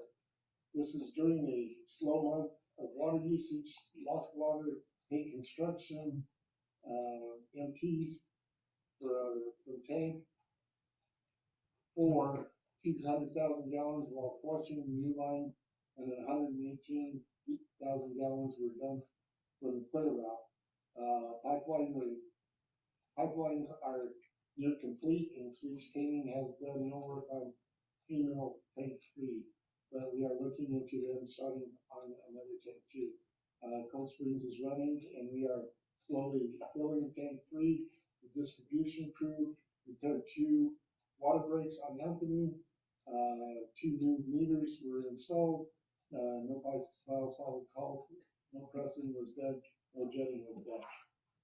We did some jetting. Emergency. Yeah, emergency jetting. My report, I didn't get it done. My report has been basically trying to catch up from vacation, seeing where it's been, where we're at on tally. It's Swedish in making sure that we can get equipment up to tank 3. Also setting up sewer wrap or S-wrap to do our manholes, sending them information back and forth, contracts between our lawyer and them, and getting kind of scheduled for them for that, and our GIS transfer so that they can overlap into our GIS. I know I've had communications with Harry on ACOG is looking at what was it, Harry? It's, somebody to write the grants, and they have all this money coming in, and they have $100,000 to spend on someone who would be a facilitator of like a golfers coordination for the county, for the city, and for everyone. And, But it would be somebody that would be shared between everybody involved to do this. They sent a draft IGA. I sent out an email to Sabrina to give me one that I could read through and look at it to see if there is any proportionate to this IGA as to how much they're going to spend with Provo County, Boone, us, Provo West. I wanted to see if there was anything, some kind of proportion as to us. But from what I gathered from what Henry has told me, it is resource that I believe might be beneficial for us as to, helping us get some of our infrastructure in place. I know there was something like 20 million that was given to Pueblo County and 20 million to the city of Pueblo. There was more funding that came down. Found out whether that was true or not, but this is what I went down there. So that's, some of the things that we've been checking into. Finishing up, the stuff to go to SWRF for the roundtable, funding, I think all the stuff that I've done within the last 2 weeks. Good Lord. That's where we do that. All right, any And questions? the other thing is, when I was with them, yesterday, or Monday, he took me, I almost got car sick driving around. We looked at so many things yesterday morning on the bill, around the area. And we went around and around and around, so if you had a little thing up there checking on it, you would have probably were crazy. But we're checking leaks, we're checking things because, correct me if I'm wrong, but we cannot get 2 new more breaks in water line because we can't get the rings to fix it. Is that correct? The rings. Oh, Yeah. with Anthony, we had, what's happening is on Andrew, when we replaced that line all the way up on Andrew up there, we had the collars that were slipping and they went loose. Well, we're having the same problem right now on Anthony. We had 2 breaks within the week. And what it is the collars, it looks like they put about as width as your finger glue on the collar and slip the pipe in. So right now with, the pressures and stuff, we've been able to just go in and just cut that collar on the top and pop it, and it falls right off. So then we put a clamp on it, which is a 24-inch clamp, and it seals it up better than the collar. Because the pipe is in excellent shape, it's PVC. So we're at that point where we ran out of collars and we called to get some more, and they said it's going to be 4 weeks. Collars for 6 inch. So we're keeping our fingers crossed. Trying to keep it in control. We did have issues at our plant that we've been fighting through the last couple of weeks with the high winds. And we've had the flashing of electricity here. Well, it's created some major issues for these guys. And, hopefully we've got it figured out today.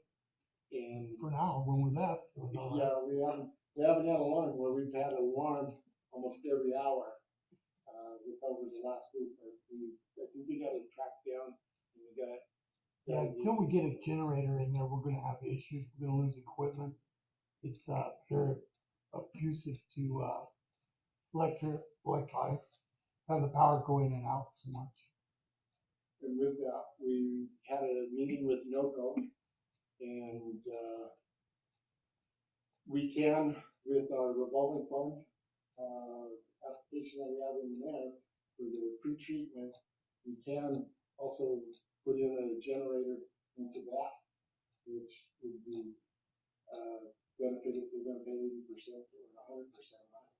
So I'm looking at that aspect too.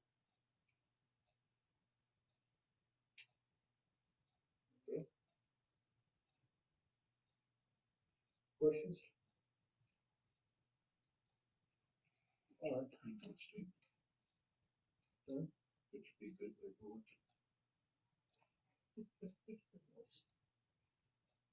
Okay, let's, committee reports.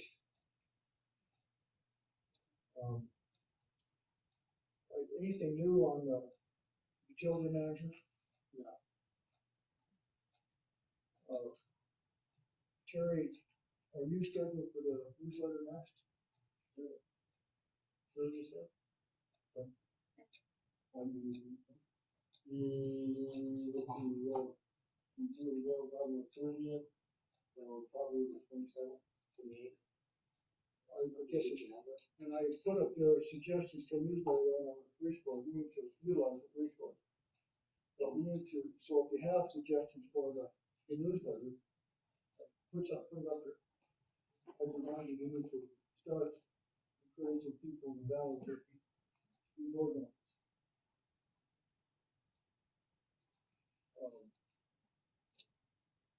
Budget, we still have on the committee reports the budget and the post office, so both of those are just kind of due. Therefore, we really brought those off. Okay. Yeah.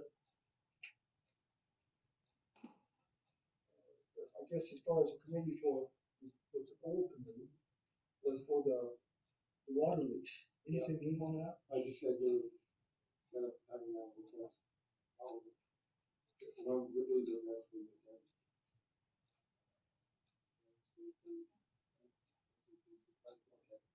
I'll set it up again.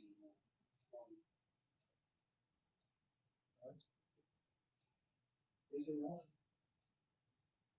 For the research, be good statement.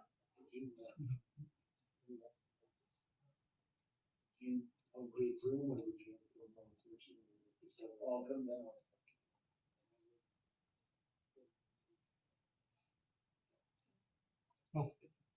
Statement of conduct and demeanor. In order for the business of the board to be conducted in the most effective and expeditious manner, it is necessary that all persons present maintain a demeanor of civility toward the board, staff, and each other. Conduct that appears threatening or aggressive will not be tolerated. Shouting, speaking out of order, or use of suggestive gestures similarly are not acceptable.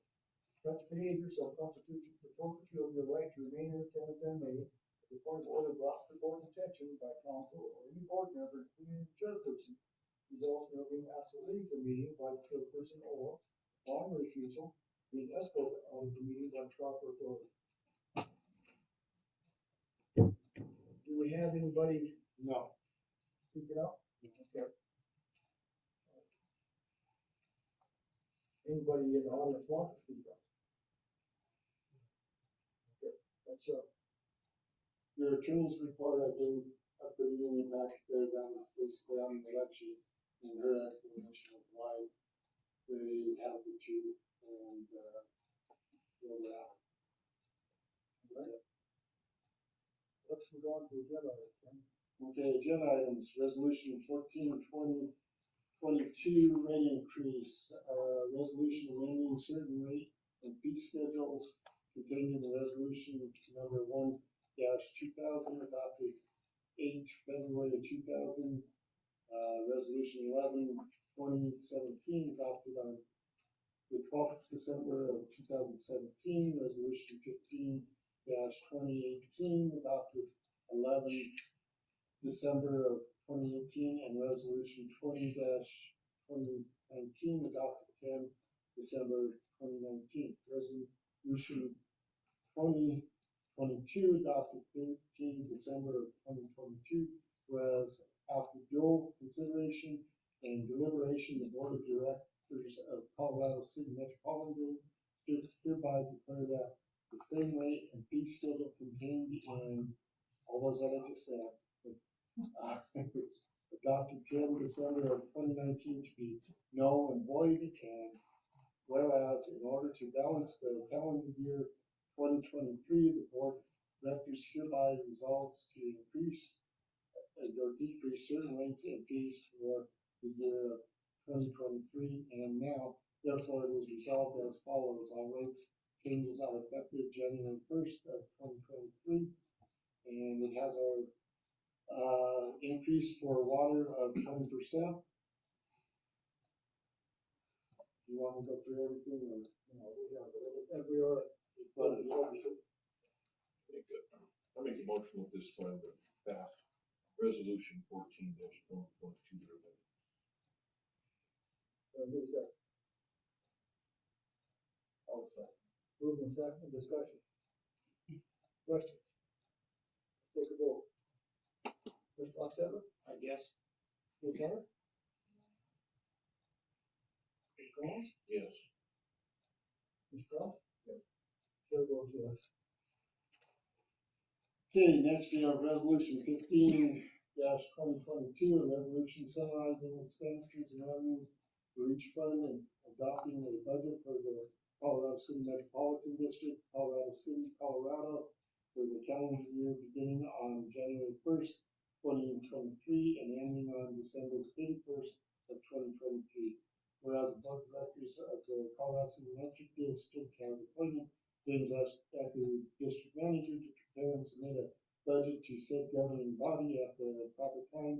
Whereas James Acker, district manager, has submitted a budget to this governing board on December 15th of 2022 for its consideration. Whereas upon due and proper notice published and posted in accordance with law, said budget was open for inspection by the public as a designated place.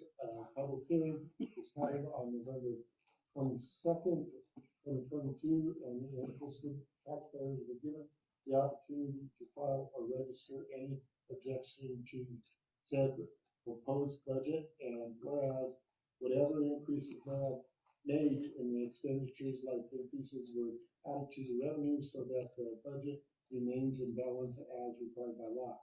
Now therefore, be it resolved by the Board of Directors of Colorado City Metropolitan District, Colorado City, Colorado, Section 1, the budget, a copy of which is appended to this resolution and incorporated herein as it fully set out, as submitted, amended, and summarized by fund, hereby is approved and adopted to the budget of the Colorado City Metropolitan District for the year stated above.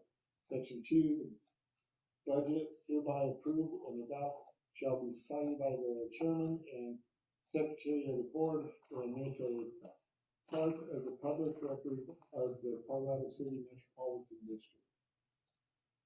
Adopted this, if adopted. Very good motion. I make a motion on the Colorado City Metro District Resolution number 15-2022, resolution to adopt the budget. And second? Moved and seconded, discussion? I have a statement. Only 14 pages long. The statement's 14 pages versus the budget. No, I just would like to thank Barry and Sarah for being on the budget committee. I understood when we were in the study session, some of the concerns, you want a budget to be as accurate as you can.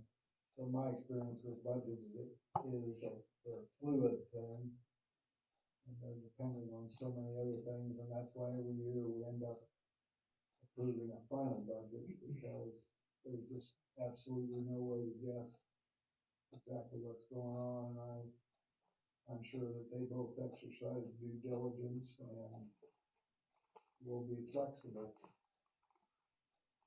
That's it, Mr. Chairman. I left out the last 12 and a half pages. And my crystal ball was broke this year. Anybody else? Jim, this budget has to be filed with the state at what date? 15. By December 15th. Moved and seconded. Anybody else? Let's vote. Mr. Hofstadter? Yes. Mr. Kraus? Yes. Mr. Collins? No. Ms. Hunter?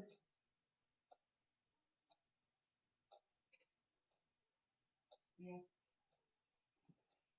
Chair votes yes. With reservation, I think that I'm concerned that we get those corrections made. Yes.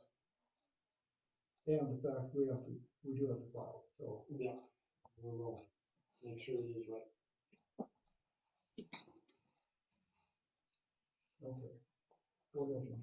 Okay, next we have resolution 16/2022, mill levy resolution. Colorado City Metropolitan District Resolution 16/2022, resolution to set mill levies. A resolution levy general property taxes for the year 2022 to help defray the costs of government for the Colorado City Metropolitan District, Colorado City, Colorado, for the 2023 budget year.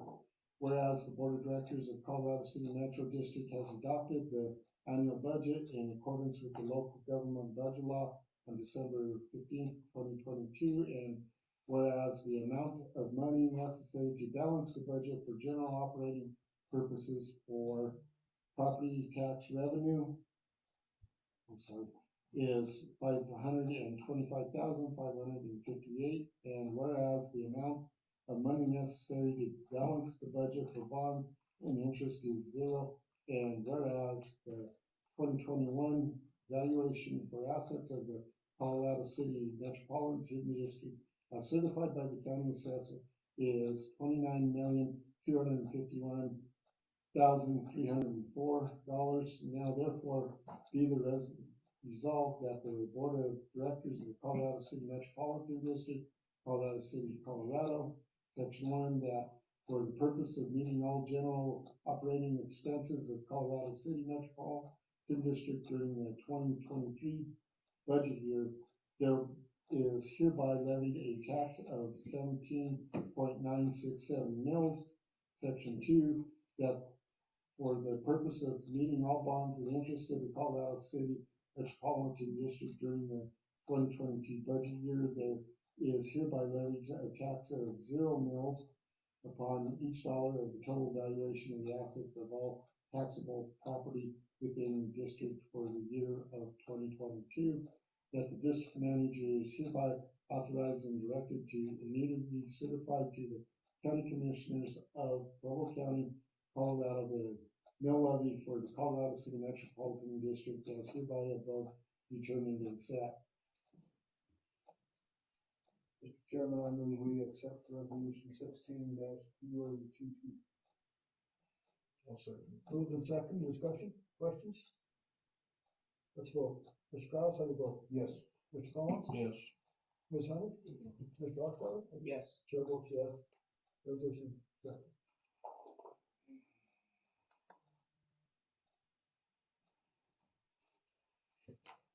Okay, next you have draw number 4 for ARPA funds.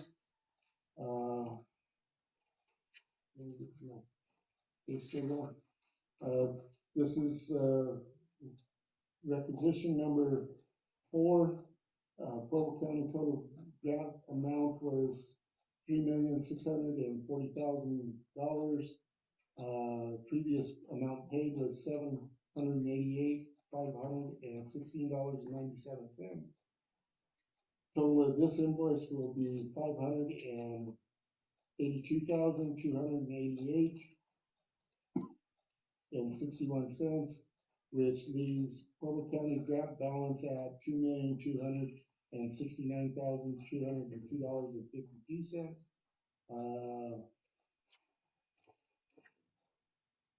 Estimate of this whole project completion right now is 37.7%.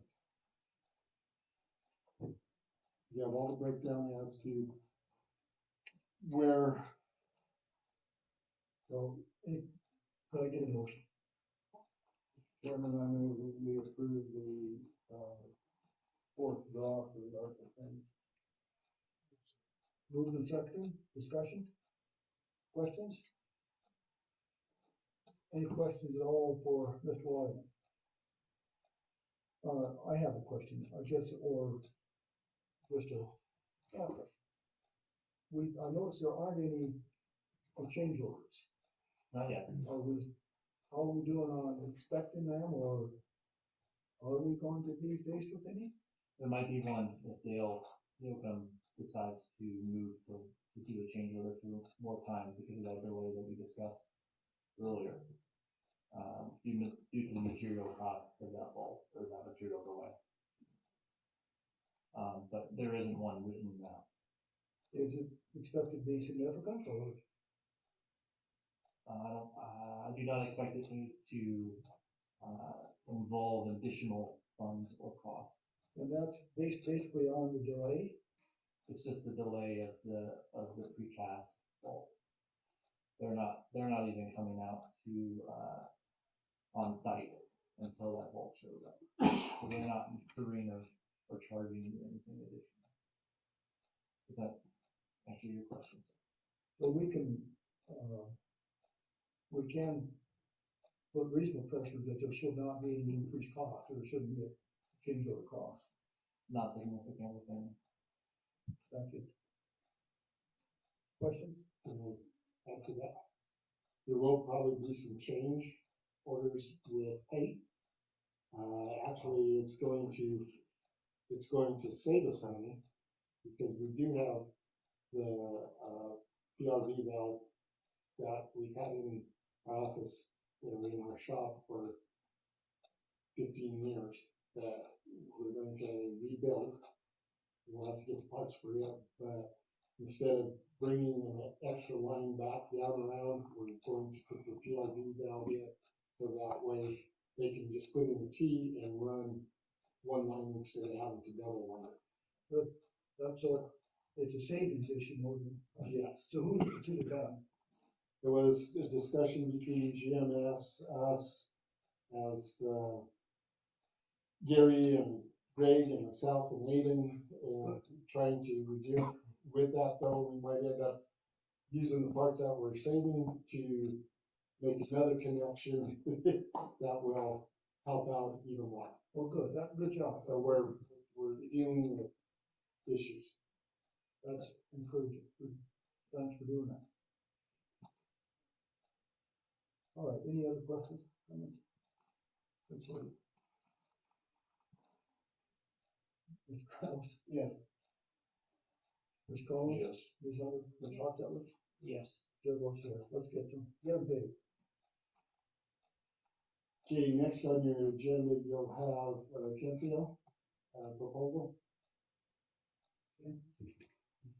I'll get a motion on. I'm not sure how to word the motion.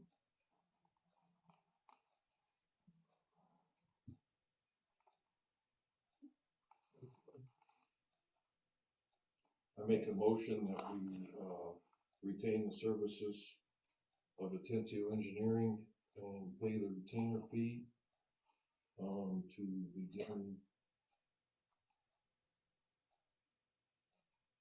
begin this process, It's proposed on the contract, yeah. as proposed on the contract.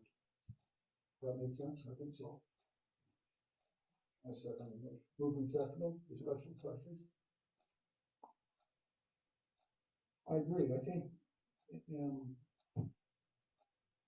addressing Jim, I think that, we want to do this to move forward, to get you some help, so that you're not,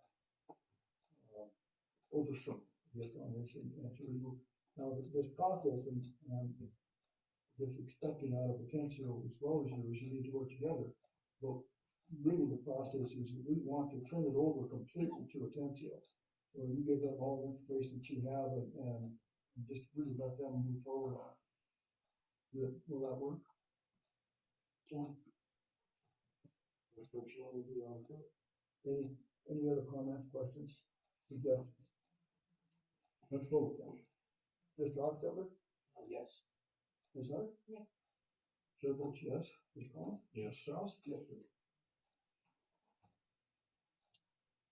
Okay, move on, Jim. Okay, old business, Ford Park, we're trying to get there. We're still working on it, but we're getting it. Gravel status, I need to kick that off, where they're done, they pulled out of the pit.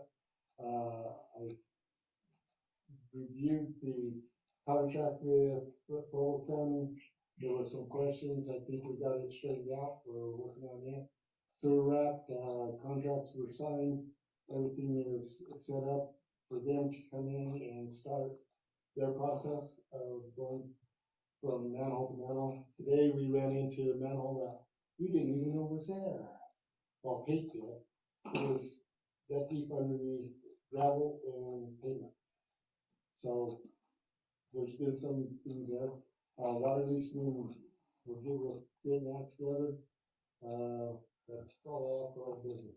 So Jim, on the sewer route, that manhole that you didn't know was there, they would find out?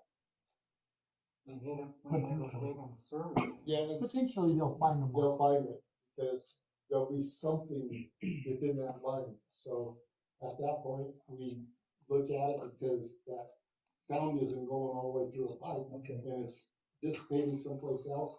So that's when we jet it and camera and say, oh, well, there's manhole, that's why it is. And then on Applewood Bartown, We got some gravel in, we got it spread around, I think we need to put about 4 or 5 more dump truck loads in there. We'll get that soon as we get some time to get it. As you heard, you got cold going around, I have 2 guys out today being sick, plus our breaks and stuff that we've had, you know, we're working on all we can do. what about, we were offered help from a couple of the people in the community And we will be, Update. we'll be using them. for the website, Oh, on the website? yeah, the update website. I didn't know anything about the website. Somebody want me? I'll take That'd be great. that was in our town meeting, I think. You remember that? No. I hate to say this, but no. Yeah, I don't remember that one. We were, okay. Generator, you brought that up already. Yep. Okay. Got new business. I don't have anything other than the election, as we talked about, waiting for Fulton County for the new clerk and recorder to be able to give us a decision whether they're going to handle our election or not. Okay. So that brings us down to CCAC, or CACC. We have 2 new builds, 5484 Cottontail Lane. It's a building extension or a addition to a present house. And we have 5293 Daniels, which is a garage and also a shed. Any of these? No. Thank you.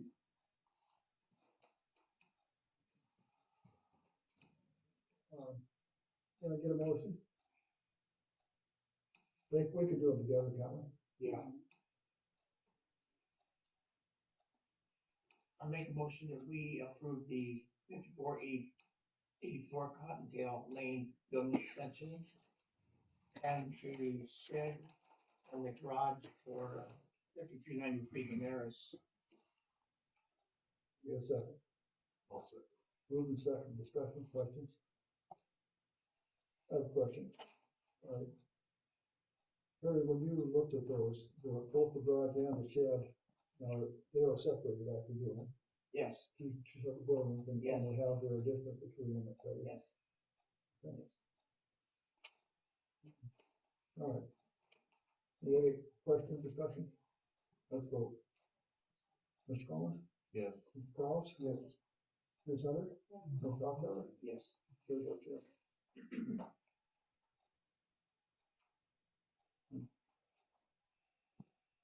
Go ahead, Jim. Okay, next you have action items. You have 2 second letters, a third letter at this time. Make a motion that we approve sending out the 2 second letters and the 3 third letters. In a good second. I'll second that. Moved and seconded. Discussion, questions? Let's vote. Mr. Kraus? Yes. Mr. Collins? Yes. Chair votes yes. Ms. Hunter? Yes. Mr. Hofstadter? Yes. Okay. And Jim, we need to, Okay, the next you have under action items is define commercial use. Or you wanting to define the commercial use per county? Per county zone? define commercial use referenced in the covenants as B1, B4, A1 for public common, public common zone.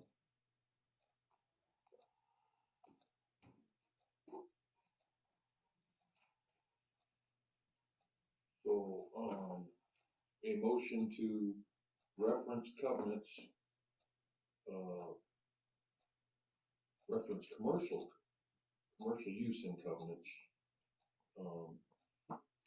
as per Federal County zoning. Well, and I think to the, I think we have to cover it, because we can't change cover. So. No, but we're we can defining it. define, so I think the define, is important to note that as defining commercial use. As, So a motion to define commercial use in Colorado City covenants as per Federal County zoning. B1, B4. B1, B4, and O1. Yeah, I That's why we're using- I think if you just say, being able to define it as all of Borough County's zoning, because you have R1s, you have R2s, R3s. There's I's and stuff that we don't want to include. I'm just, I think we should specify those three. Otherwise, it could get off into I and to B5 and. Group and second. Discussion, questions? Let's go. Ms. Coxeter? Yes. Ms. Hunter? Ms. Collins? Yes. Ms. Bowles? Chair votes yes. Okay. Go ahead, John. okay, under correspondence, I have one letter here. It's to whom it may concern, attention to CCAAC and myself. I put it in the packet because it also goes to the board of directors. To take a synopsis of this would be like. It's we have the architectural advisory committee has noted this property, the trailer on this property, and that was a complaint, and we addressed the complaint, and this letter is per that complaint. As far as a response, the architectural advisory committee has got an email response to you, which is basically stating that the architectural control committee, nor, of course, the Metropolitan District Board, have any authority whatsoever to change covenants. So we have to be an enforcer of the covenants, not a change of the covenants. We don't have authority, nor does the city manager have authority to vary or grant variances of covenants. And that's pretty much what our letter stated. Am I not correct, Nancy? So we need communication, so we can waive with all fees or all administration fees, those kinds of things. But we can't grant variances of the covenants other than working with people to give them time to correct issues. With this, I did talk to the lady when I first got here. That's when I was on the CCAC. And she had bought the house in 2016. There was no covenants committee. She bought it the way it is. And I explained it to her. It's still these are the covenants. This is the way it's to be. At that time, I thought there was the ability for a variance. And I guess I was wrong, so I take responsibility for that. Because most zoning and stuff, there is the ability for a variance situation, especially documents that were put out there in the 1960s where things have changed over the last 50 years, 60 years. So the way we're handling this now, at this point, is thanking her for, because she does, her property's fine, other than the complaint about the treatment. And we're handling it, we're thanking her for being a good citizen and maintaining her property, and let's work towards finding a solution to this violation, and give her time. I speak to that a second? Pardon me? May I speak to this? Yes. I saw the letter on Wednesday, and I read it, and it disturbed me about some situations in the letter. And Thursday on my way to PACOG meeting, I stopped, went by the house and looked at it, and I didn't see anything wrong with going up, Spruce Street with anything else around there, because she's kept the place neat and clean. And the trash on it is from the branches from the trees that are in the, green belt or the easement area right between the two houses. And it disturbed me that Saturday after I went to the, cardboard, to do cardboard Saturday, I went to her house. I never met her before. I knocked on the door and I went in and talked to her for half an hour. And, it was a good conversation. We had a lot to say, and I think that she was one of the people very instrumental in getting the organization when David Valdez was the city manager to bring the dumpsters in to clean up blue spruce or blue ups, clean up all applewood. And I think that she bought that house, sold it by Jackie Walker bought it. She bought it in 2016. And I think that she needs to, I didn't see anything wrong except the trailers where it is. But when she bought the house, it was advertised with RV parking and a, carport. We can get technical about lots of things, but I think the woman is trying to do her best with it, and I think that there could be a variance. Driving through Applewood, I'll tell you that her house is the least of my concerns, personally. And I think that the harassment she received and the $100 fee, I think needs to be waived. I think that I'm more interested personally in taking care of the properties that are the eyesores that are on our green belt or that are in the easement area and work with those people. She even talked about, well, I'll put up a gate, a wooden fence, which would make her trash is container is right in front of the camp, which is back off the road maybe 20 feet, maybe 15 feet.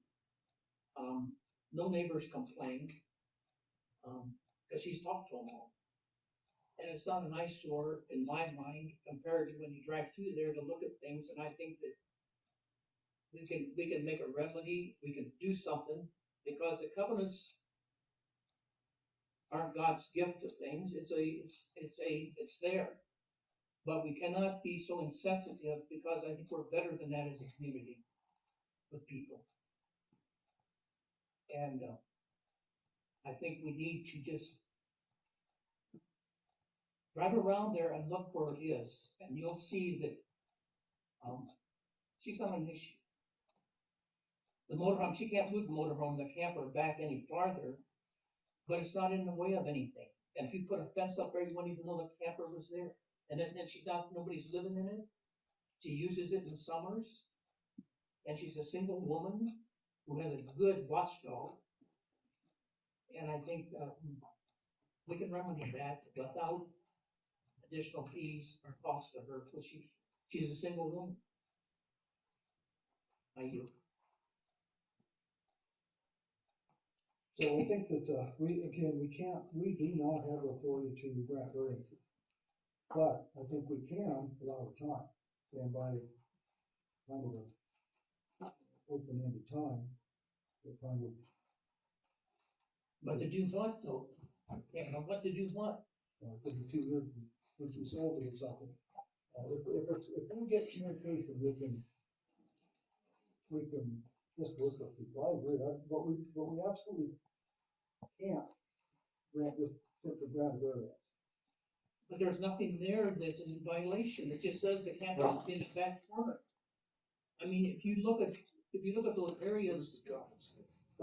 Specifically, the comment says that in afterwards, you can't have trailer or vehicle can't be triggered, I guess, will be on the property unless it's within 5 feet of that property line. She can't get it there because of the carport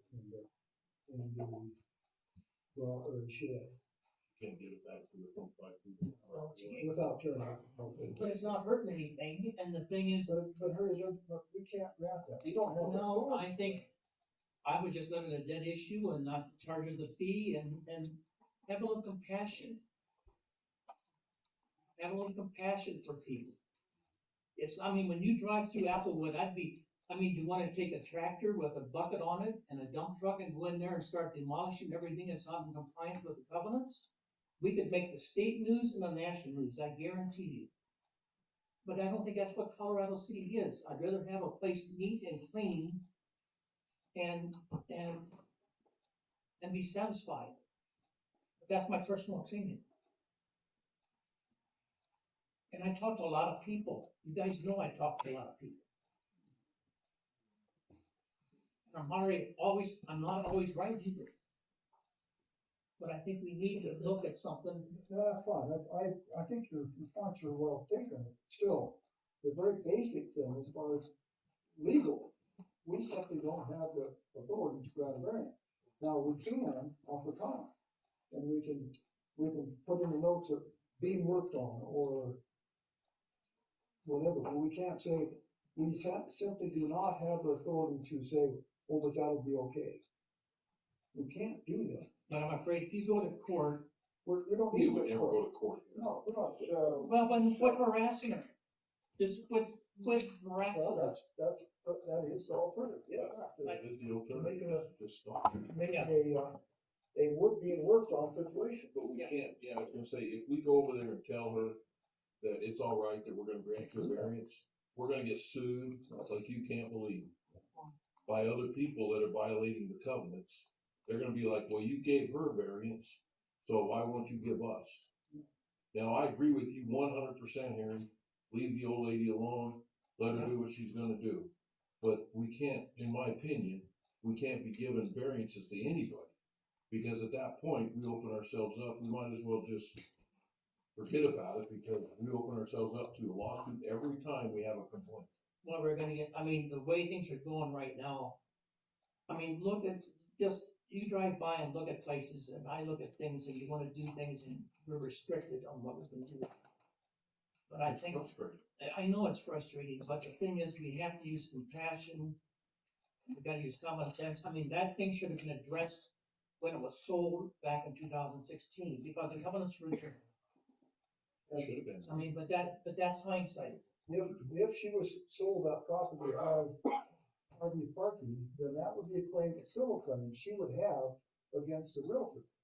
Now that, we don't wanna go back there, we don't wanna do that, we just don't wanna do it, we don't wanna go through those points. So, I just dropped it on, my recommendation, drop the fee being worked on. and just, yeah, in progress. In the email, we also, said that we would present, to the board, we would present deferring the fee. And I presume that the board is okay with that. I see, we don't, the fee that we have is not a fine, it's an administrative fee, or cost of administrative fee. We cannot levy a fine, we legally cannot levy a fine. We can recoup costs by, charging administration fees and costs. So could we do something like, as the supervisory board, as the ultimate board as far as covenant, we could just say, you know, that we're letting the administrative fee go, and that, she'll be required to report back to us every February 29th on the progress she's making toward meeting the covenant. Absolutely. That's what I would like to propose. And that could be every 2028. Yeah, every 2 years or whatever. Yeah, every 2028. Tell her, let's see here, what is this, 2022? Yeah. Tell her we need a report back in 2032. We could do that, legally we can do that. Now versus the variance, we cannot. I would suggest that we drop the administrative fee, that we require some, contact from her on every February 29th, advising us as to what kind of progress she's making on getting her trailer. Yeah, I think that's absolutely cool. It's not next year, it's not next year, so she's city. And she has to attend each board member meeting. Oh, Oh. 2024, she got to report to us. So was that a motion? That was the motion. I'll second it. 2024. 2024 is when she has to report. I think, okay, move this out, more discussion? Let's go. All in favor, say aye. Aye. Opposed? Vote for that. And will you go explain to her why? No, I'd rather you not. No, I Really, what visit with you, but I don't think we are. don't know. Well, I'm not requiring anything. I have a question that I just asked. But no, As a citizen, she's a nice lady. I enjoy her. we really don't wanna, and we have had significant success in the architectural committee. And we're not trying to hassle anybody, we want people to just communicate. There's a number of them that have gotten their third letter, or gotten even a second letter, that have communicated with us, and we have given them time. So, I think we're having success there. So, okay. Can we, Did you want to repeat that other one? No. other what? That other note that you got. Oh, I have another note here, I suppose I should bring it up. We're having a significant problem still, an ongoing significant problem with 2701 Housewood Drive. And 2800 Dakota. This is, of course, the Paulus property, and, I remember the name of the Dakota.